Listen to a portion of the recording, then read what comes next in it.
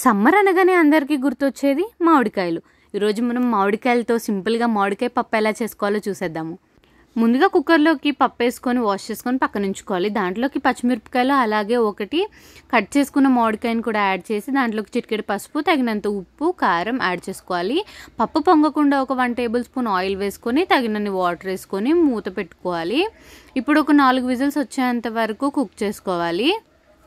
ఇప్పుడు మూత తీసి చూస్తే పప్పు కుక్ అయిపోయింది కదా. దీన్ని స్మాషర్ హెల్ప్ తోటి మొత్తం అంతా స్మాష్ చేసుకోవాలి. ఇప్పుడు పోపు పెట్టుకుందాం పప్పుకి.